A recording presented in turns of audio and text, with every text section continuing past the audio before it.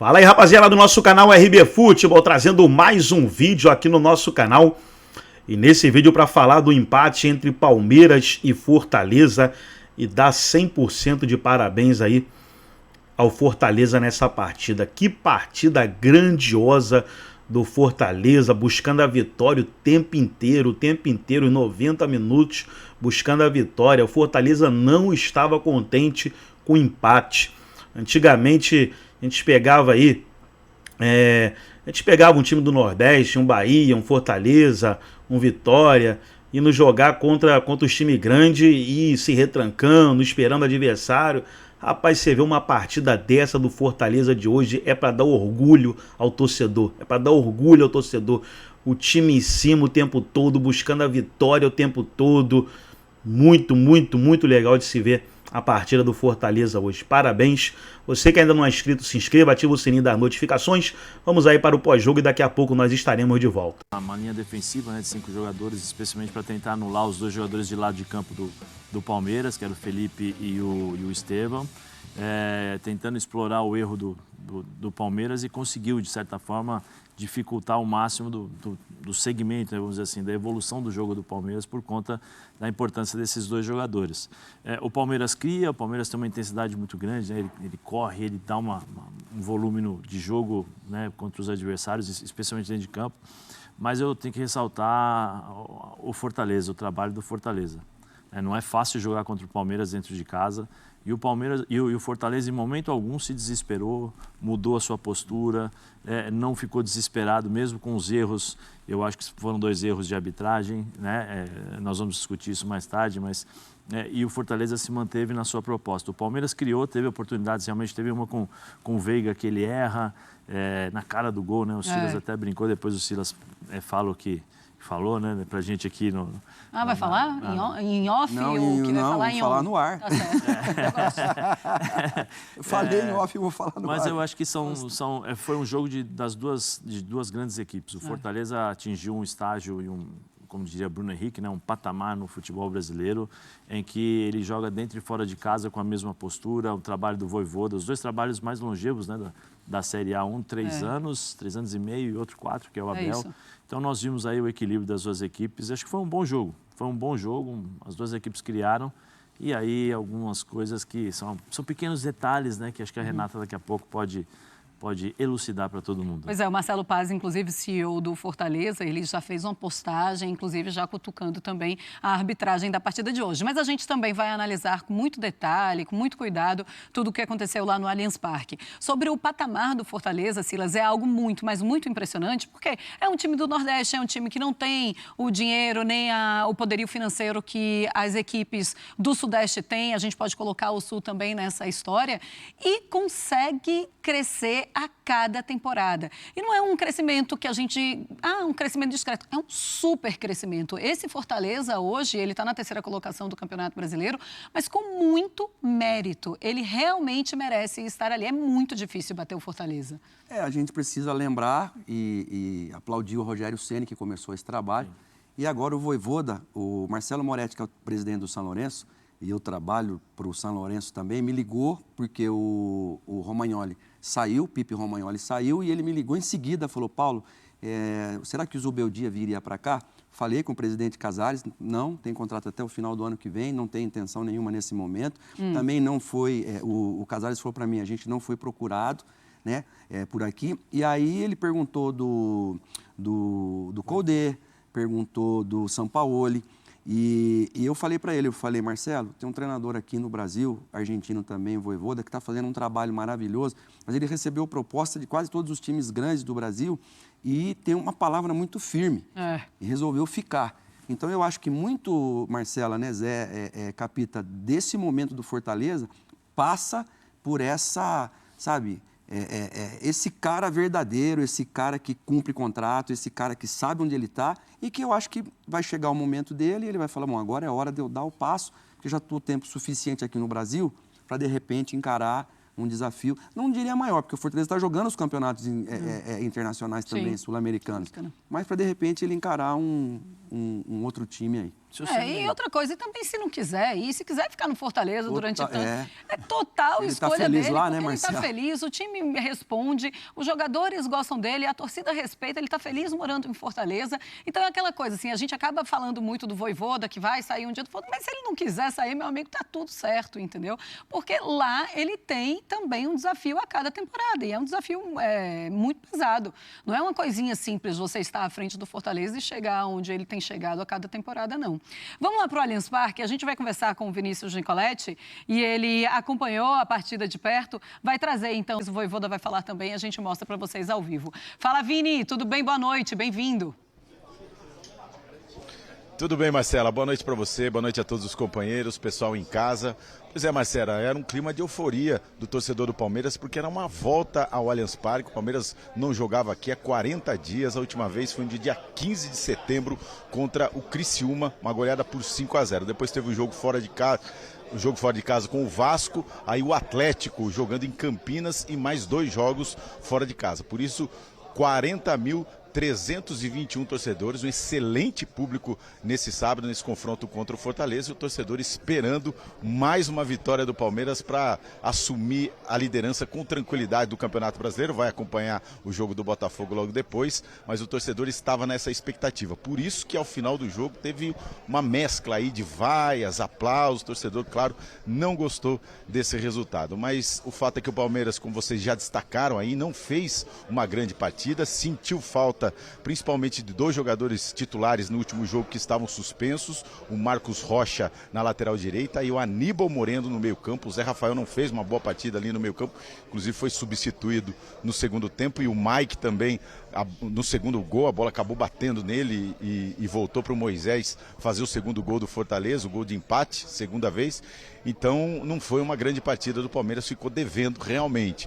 2 lances polêmicos, como vocês destacaram. O Veiga bateu o primeiro pênalti, chegou ao 100º gol dele pelo Palmeiras. Desde 1994, com o Evair, não tinha um jogador que batia essa marca de 100 gols. Ele é o 19º artilheiro da história do Palmeiras, ultrapassou o Edmundo. Então o Veiga teve a chance até de fazer o 101, mas quem bateu o pênalti foi o Estevão, marcando aí o seu 11º gol no Campeonato Brasileiro, artilheiro agora ao lado do Pedro, e pode ser o artilheiro mais jovem da história do Campeonato Brasileiro. Mas isso tudo fica em segundo plano, porque o Palmeiras queria realmente a vitória. Reclamou também de um pênalti, depois vocês podem analisar aí também, do Pikachu no Dudu. Dudu entrou no segundo tempo, teve ali uma tentativa de domínio, a bola escapou um pouquinho, aí ele se embolou ali com o Pikachu dentro da área, e o torcedor palmeirense também, a comissão técnica, o técnico Abel Ferreira, reclamaram desse pênalti. O Palmeiras que teve 2 pênaltis para conseguir essa vitória aqui no Allianz Parque.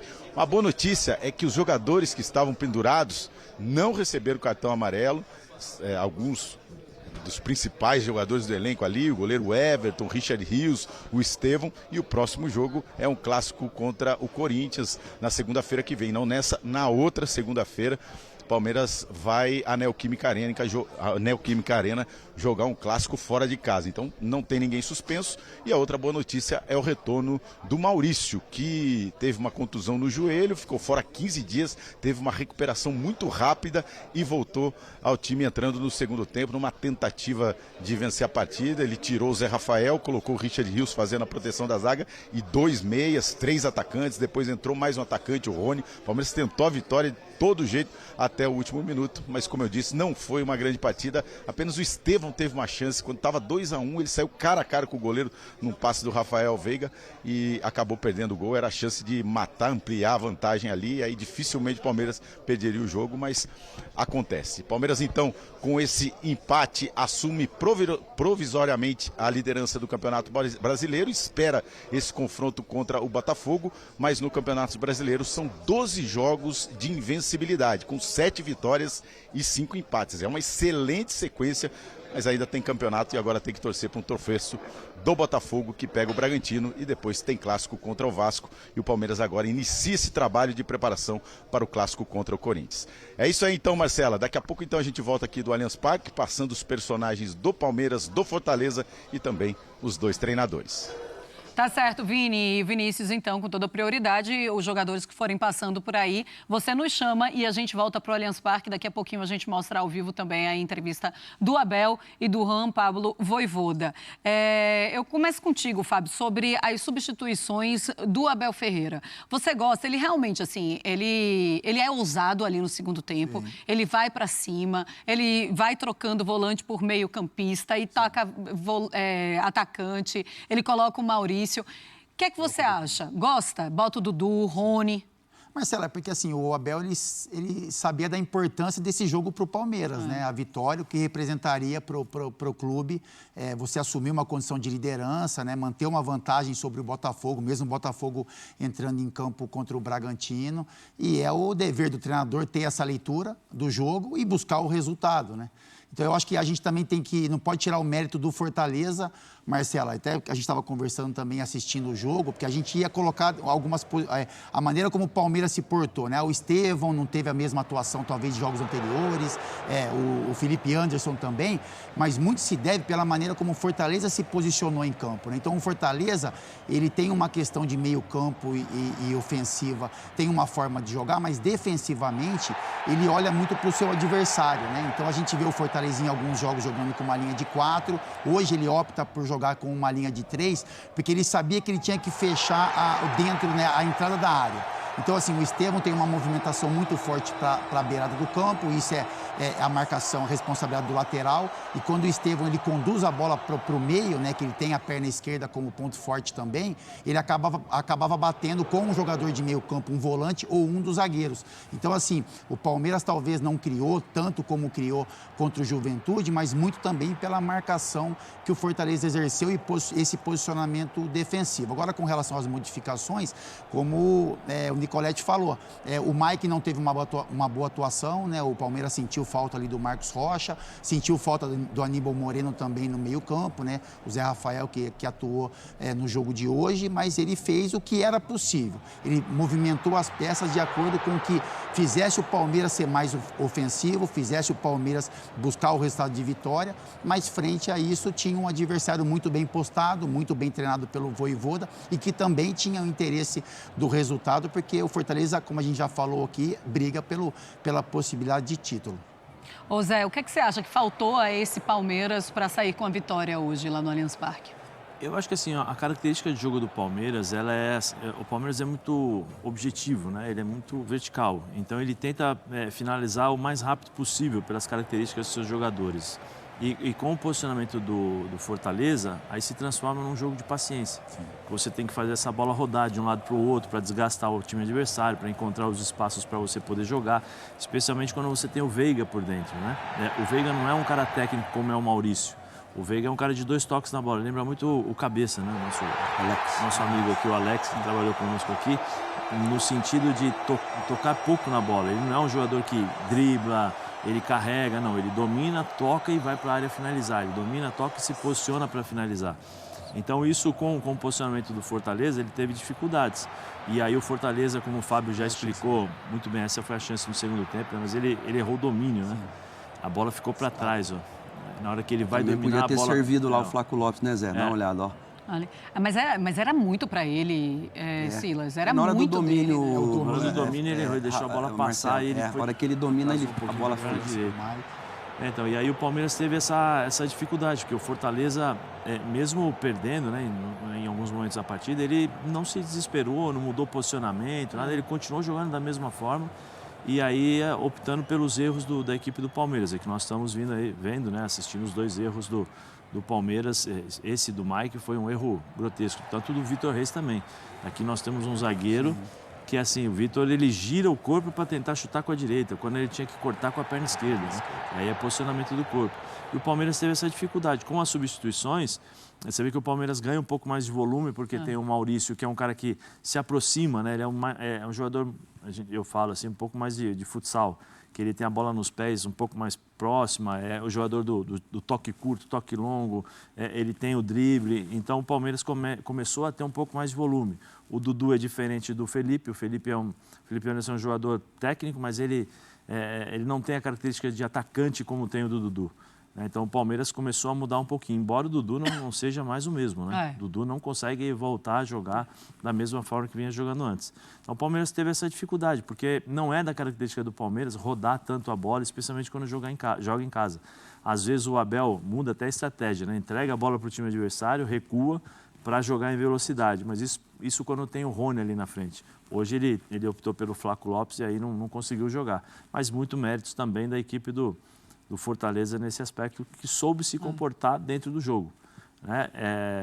A gente costuma falar aqui que chama-se experiência isso. Rodagem, você começa a jogar grandes jogos, campeonatos importantes, campeonatos internacionais, grandes adversários. Então você começa a ganhar uma casca que quando você joga contra o Palmeiras... jogo contra o Palmeiras, já joguei contra o River.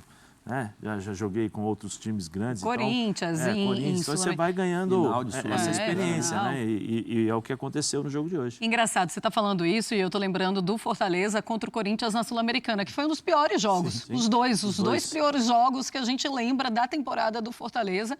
E aí a gente pode falar, é um Fortaleza que é muito focado, um Fortaleza que não se desconcentra e que se desconcentrou nessas partidas aí na Sul-Americana. Silas, quando a gente pensa num Palmeiras que levou esses 2 gols, é um Palmeiras frágil defensivamente ou um Palmeiras que a gente pode colocar a individualidade hoje que foi a grande culpada por esses 2 gols? Que os meninos, né, tanto o Vitor Reis como o outro menino quando joga, não existe um peso em cima deles, até porque eles têm feito bons jogos, fizeram bons jogos contra o Grêmio, onde jogaram os dois, como que é o nome do outro menino zagueiro? Vitor Reis e o outro que joga, que está acostumado, que às vezes joga com ele também, que também é menino da base, que o Abel põe para jogar, não tem medo não, porque mostrou que tem qualidade. Hoje jogou com o Gustavo Gomes, a dupla ideal é o Gustavo Gomes e o Murilo, ainda é a dupla ideal ali, né, na zaga. Mas o Palmeiras contra o Juventude e em outros jogos, quando ele tem a chance de matar, ele mata. E hoje ele teve uma chance com o Rafael Veiga, que foi um soco do João Ricardo, que não era fácil, porque a bola veio rápida, né? Não deu tempo dele dominar, porque ia chegar um jogador do Fortaleza. E o lance que você mencionou, Marcela, né? Eu acho que foi o Nicolete também, do Estevão, que ele não perde esse tipo de gol também, ele sabe servir.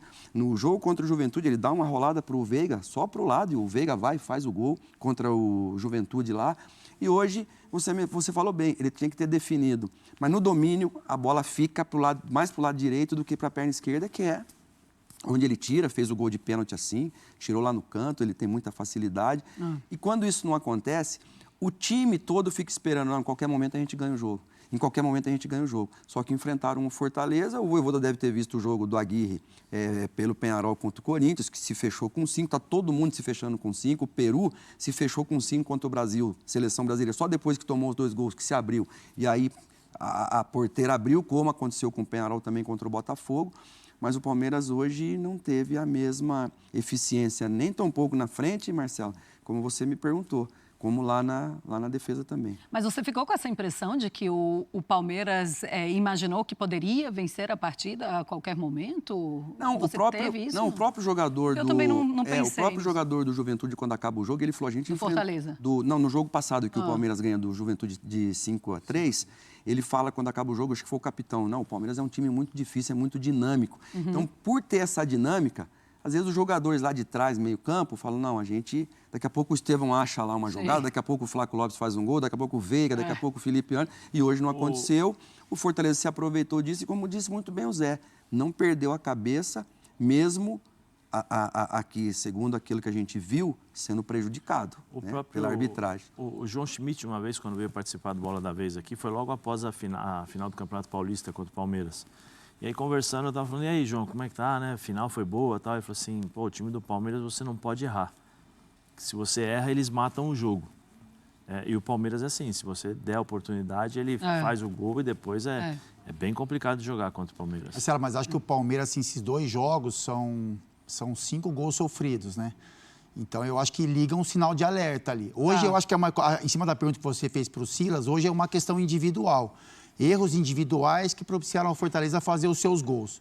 Mas eu acho que pela maneira como o Abel olha, enxerga para esse Palmeiras, e ele fala sobre isso. O Palmeiras é o time que mais faz gols, o Palmeiras é o time que menos sofre gols.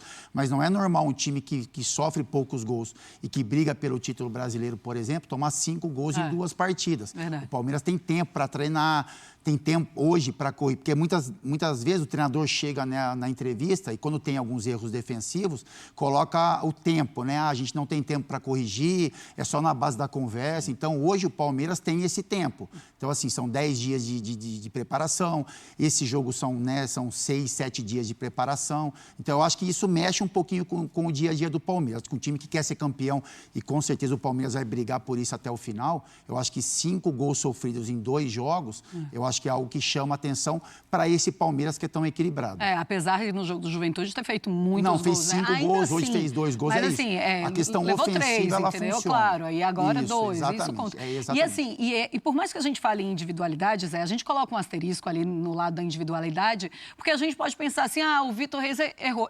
Mas a bola não tinha que chegar tão aguda naquele local ali para ele ter de tirar de todo jeito, porque poderia ir para o gol. Assim, o que aconteceu, né? Sim, é que foi um lance do Reis, né?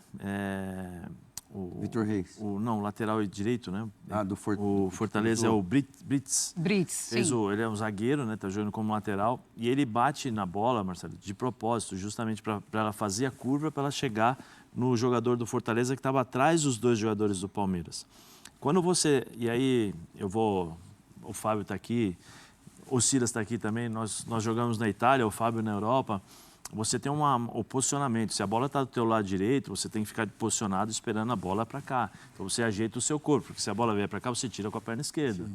Né? Então tem todo um posicionamento para você, justamente, se essa bola vier, você tem a tranquilidade de pegar e dar a bola para ele. Se o Vitor estivesse bem posicionado, provavelmente ele iria matar a bola no peito e sair, porque ele é bom jogador. Como ele estava mal posicionado e a bola veio forte, ele tentou girar para chutar. Aí falta comunicação do Mike com o Vitor Reis, para calma, você está sozinho, e depois o Mike parece que tomou susto. Quando ele toma, a bola bate e sobra no pé do até o Everton, jogador. né? Sim, os dois. Tem o Everton, eles não esperam. Então, assim, tem alguns erros que aconteceram nessa jogada, especificamente em questão de posicionamento aí do zagueiro e de comunicação. Mas a bola do Brits, né?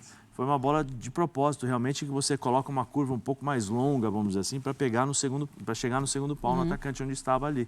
E aí, se você está bem posicionado, tranquilo, mata no peito e sai. Ele é bom jogador, Vitor Reis. Mas liga o sinal de alerta, você também acha, Zé? Eu acho que liga pela característica da equipe do Palmeiras. O Palmeiras não está acostumado a tomar tantos gols assim, não.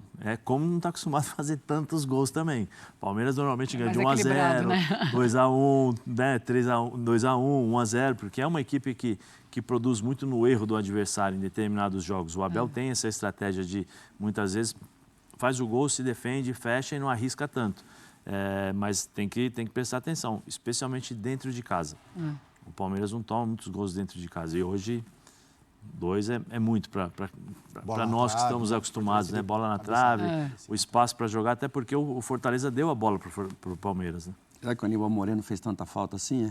Olha, pelo menos Parece, né? o Vinícius, ele fala sobre o Aníbal.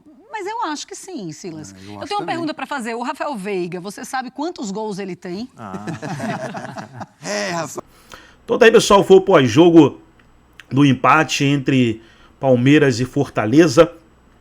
2-2 no Allianz Parque, e a comentarista aí falando, né, que o pênalti a favor do Palmeiras foi mal dado, né, não era para ter sido pênalti não, a mão do Pikachu, ela falou aí que não foi, então é complicado, né, porque um resultado que poderia até ser melhor para o Fortaleza, e o Fortaleza saiu apenas com empate. O empate foi bom, mas poderia ter saído com a vitória. Gostou do vídeo? Deixa o seu like, se inscreva no canal, ativa o sininho das notificações. Forte abraço a todos e até o nosso próximo vídeo aqui no nosso canal RB Futebol.